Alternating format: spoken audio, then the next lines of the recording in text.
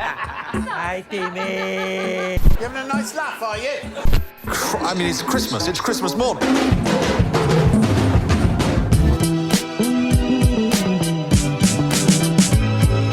Hey! I love the way it makes me feel inside. What's up, everyone? Adam from FWCI. This is Mr. McMahon. Heat, Episode 2. The last episode ended with the 1992 steroid trial coming crashing down, and it hurt inside, and I think we're going to get more of that in this one here. The episode's called Heat. What's the little thing say? In the real world, wrestling superstars and storylines, plus Vince's reputation, attract scandal and scrutiny in the media. A new competitor rises up. I mean, you could really put that description in multiple years. 2002, 2019. So if you didn't see episode 1 of my reaction, this is a very brief sort of reaction. I'm just keeping in the parts that are new that I know. I have quite extensive wrestling knowledge and quite a lot of knowledge on the history of Vince McMahon all the way through to his Vincenzo era. But I am a bit disappointed that the last episode we didn't get more about his childhood. I mean, that's really the big, blank part of the puzzle is what the hell happened to Vince McMahon before he met his dad. So I guess we're not going to get much more of that, and judging by the timeline, I don't know exactly what year it happened, but have we skipped over the whole Nancy Argentina situation and all of the allegations of illegal stuff and briefcases that have sort of come from that situation? Have we skipped over that as well? That's a pretty heavy accusation, that one is. And I know there was a lady that made some pretty serious allegations against McMahon in the late 80s, and it went pretty far. And she was an employee as well, female referee or something like that. I think that's already happened in the timeline, but it wouldn't surprise me if they come back to that, because that one's pretty well known, and they seem to be playing all the hits in this documentary series. But let's jump into it. This is Mr. McMahon, Episode 2, Heat. Good Lord. Was this before or after Hulk Hogan played for Metallica? Oh, Stand Back, right. The lyrics of this song are actually quite unsettling to watch these days. Are we gonna get the whole song over the credits? Fuck yeah. The kind of man I am, I do my own thinking. Got a lot of big plans. Stand back. Fucking hell, Vince. Come on, do it. On the way you're gonna see a lot of men drop. Baby, watch them drop. Baby. Oh, God. This never gets any better. It's the same level of cringe supremacy every single fucking time. And I apologize for talking over the bit where he's going, "Aww." This one scoring pastime has grown so trendy that NBC will soon begin a regular late-night television program combining rock, comedy, and wrestling. Comedy is a part of Saturday night's main event. When did that happen? Saturday Night Live takes a break, and it had a big impact. Oh, that's so that they can get in the Saturday Night Live crew. Okay. Oh, the audience, I mean. In the 80s, if you were hurt and didn't wrestle, you were not paid. Because of that, you wrestled hurt all the time, and the injuries got worse and worse and worse, and you used painkillers. It was brutal. I mean, that's a very articulate way to put that there, just how fucked that was. Wrestlers as a group were often exploited. These wrestlers were not unionized, they didn't have medical protection. There was definitely a need for a union. Yeah, it was kind of fucked. They weren't looked at as sports, they weren't looked at as entertainment, and they didn't get the benefits from either. I went straight to Vince and said, "Hey, Jesse, stirring shit up." Yeah, fucking, of course he did, Hogan. Hulk Hogan stoozed him out. Hogan ratted him out. The whole thing was a sham. Yeah, but hang on a second. Hogan ratted him out, but that shouldn't stop them going ahead with that plan if they truly are planning on going through with it. And what did Vince do? And we might find this out now, but what did Vince do to stop that from happening? Because just because Vince knew, I'm pretty sure it's at least in Australia, it's illegal for an employer to prohibit or interfere with their staff joining a union, and these guys are independent contractors, so it's even less of a problem. So how did Vince put the brakes on that so bad? No one in the locker room would ever get behind Jesse. I know about the meeting. Everybody that show for this meeting would not have a job in the morning. Can't do that shit. These guys will never go for it, and these guys will never stick together. And the wrestlers would tell me that too. Okay. We say boycott WrestleMania altogether, and then half the guys are going to go back and do it and undercut us. Yeah, fair call, fair call. And I think it's actually less likely to happen now than it was right before WrestleMania 2. Okay. I don't know what Meltzer means by that. Little comment there that it's even less likely to happen these days. I don't know. Is that just because I can't think of why that would be? But I definitely understand the side of it that, you know, this is such a disorganized, unpredictable kind of carny-like group of guys back in the 80s that were doing this. So yeah, I can understand that people would just go back and get all the money if they boycotted WrestleMania, and then, but you can't, you know, it's, yeah. So I kind of get it, I get it. It seats 93,000 people or something like that. Yeah, alright, let's not worry about the actual number there, Vince. Don't even fucking try it.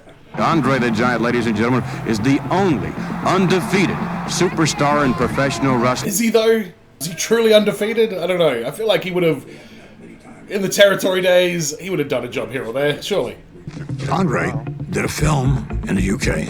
Will you burn the acid? And just was gonna... If you want to see my reaction to that movie, it is up on the channel. You need to get the operation that you refused to get. And I want you to come back. And I want you to draw the largest crowd that's ever been drawn. Yeah, that's how he does it. What the hell? That's that golden carrot that he just dangles in front of everyone. I understand your back doesn't work anymore, Andre, but we got 93,000 seats to fill. Go get this operation that you don't really want to get. Are you or are you not gonna fight him in WrestleMania 3? Yes or no? Yes! Fucking hell, Hogan. A simple nod to the camera would have sufficed. We sold 93,000 seats. Yeah, okay. Sure you did.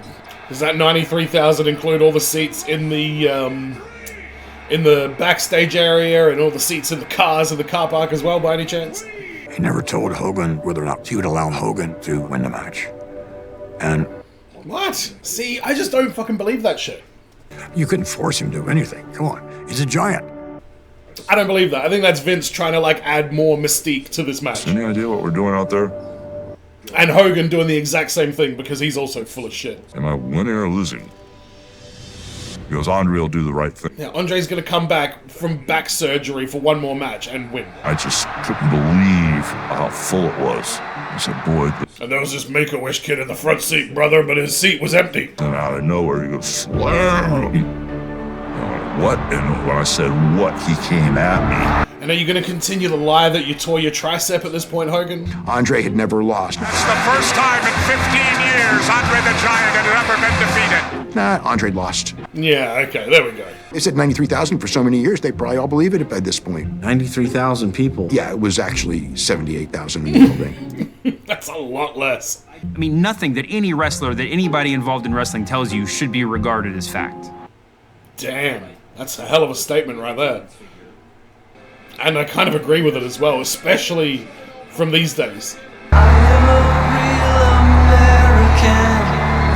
As much as I hate Hulk Hogan and this whole Americana bullshit, Real American is a banger. Banger. It gets you so hyped. I don't know, is that the Hulk Hogan energy that gets you hyped though? Or is it just a great fucking track? Same with Shawn Michaels' theme song. Is it Shawn Michaels' energy that you're vibing with and remembering, or is it just a great track? And you didn't even really have to be someone who regularly watched wrestling. Hulk Hogan had broken through. Yeah, as a kid growing up, I knew Hulk Hogan before I knew pro wrestling. 100%. Every single thing was Vince.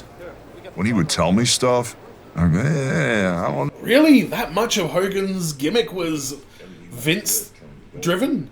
You can start by getting in shape with a Hulkamania workout set. 1-945... I'm Paul Orndorff.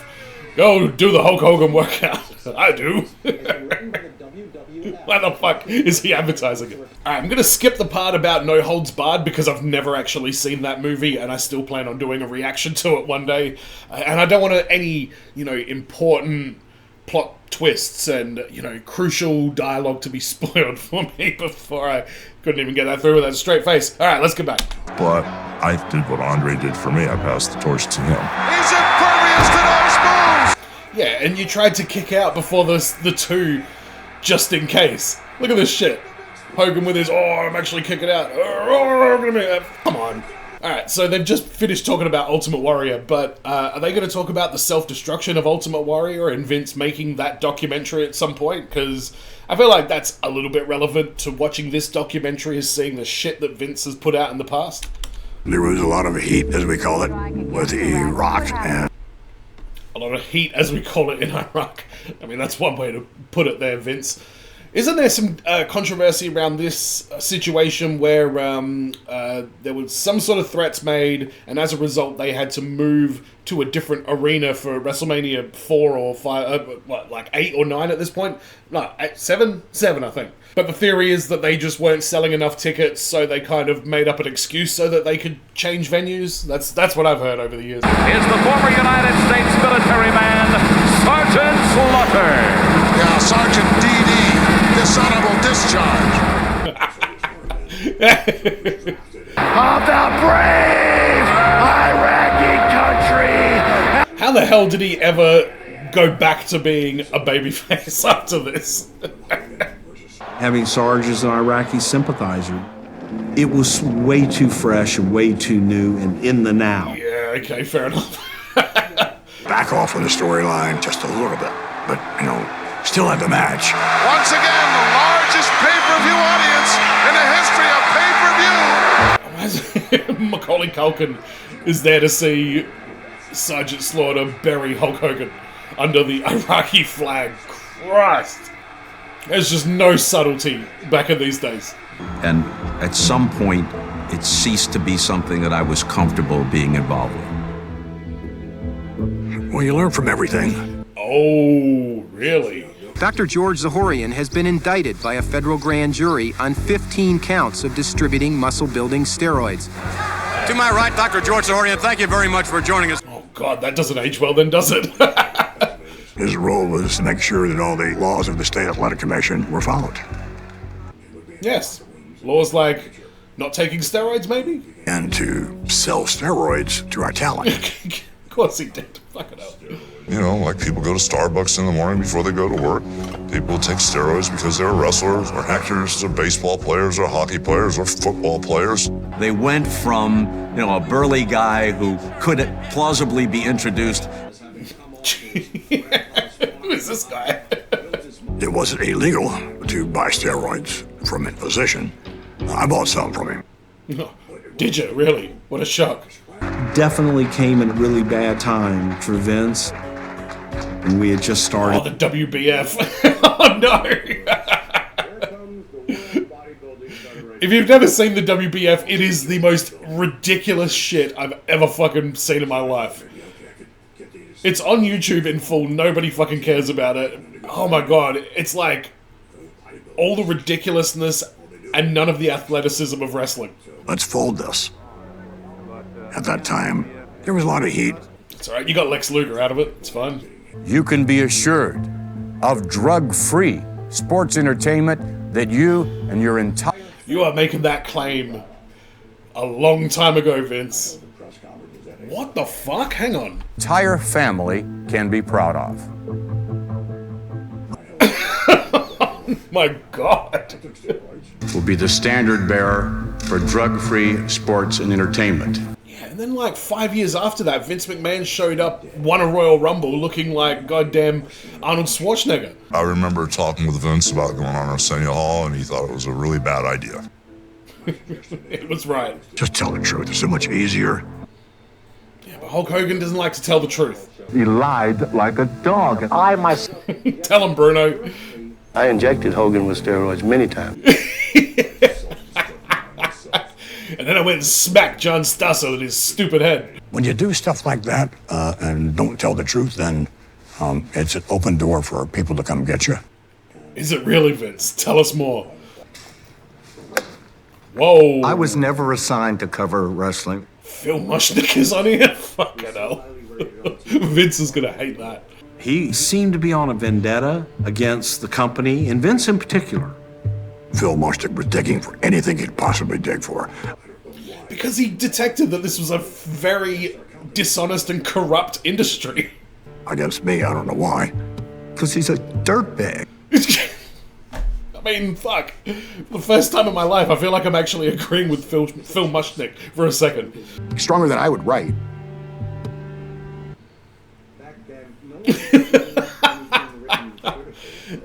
Yes, it is. And I returned some calls, and it was mind-blowing. I would love to know who he spoke to. We would have been looked upon in today's society as some of the worst human beings walking the face of the earth. Yeah, agreed. We abuse the hell out of women. Yep. I hear some horrible stuff about women in wrestling. Horrible. With us now, ladies and gentlemen. Hey, here we go. Did they all step on your face, though, Tony Atlas? And hit her head and died. I think that Vince had a hand in making it go away. Yeah. He had a briefcase in making it go away. Of sexual harassment by top officials in the sport. This growing scandal could put wrestling down for the count. Oh, wait. Is this going to be about Pat Patterson? Yeah, it is. I learned there were others involved. Terry Garvin, an executive in Connecticut. In a business that was very homophobic, Pat was gay. Yeah, that's always been a confusing one. He just wanted to write this salacious piece about death. That's right. And Vince, you're notoriously known for being nice to people, right? Mel Phillips and Terry Garvin, they were let go and never worked there again. I do think it's pretty piss poor that you've got this locker room full of all these big, imposing, physical, dominant-looking dudes, and you can't get enough of them to stand up and be like, hey, cut this out. And even if you go to prison for those kind of offenses, you're usually not seen as a decent person, and it's going to be a rough time for you in there. So why did Pat Patterson seem to just have this green light to just... I mean, not that he deserved to be victimized because of his sexuality or anything, but, it's just really odd that he was in such a high position at that point in history. And he goes, Pat Patterson. And I go, so why is he gone? If he's innocent. He goes, you don't understand running this business. It's a gay witch hunt, and he had to go. Jesus. Sounds like unfair dismissal if I've ever heard it. I didn't like Pat because he kept grabbing my pecker in the locker room. God damn it. He would grab my pecker. Yeah. Yeah, but I feel like your pecker probably is at least not, not a fucking child. Who's you gonna complain to? Vince. He needed Pat more than he needed me. Yeah, that's what it comes down to, I guess. He was Vince's right-hand man when it came to booking. It's interesting to say that he was like an innocent name that was kind of caught up in that. I can kind of see, again, at that point in history, how that could happen. Has survived scandals before, and there is no reason to believe this one, too, won't be drowned out by all those fans who couldn't care less. What a line. Those who seemed to eat it up were the scandal shows, like the Phil Donahue Kindness Show. Yeah, Phil Donahue definitely got his weekly content out of this. Donahue was an opportunity to stand up for himself. Look how fucking angry he looks. At that time, at this time, I did it. I was sitting right. Look at him. Look at that little golden locks. I think that this was one point in his life that everything was kind of coming down at once. Did it hurt inside? You know what? Let me try to do. I'm trying to be really cautious on doing this. I don't know what they want out in the open or not. All right, Jimmy, tell us what's going on. Girl referee.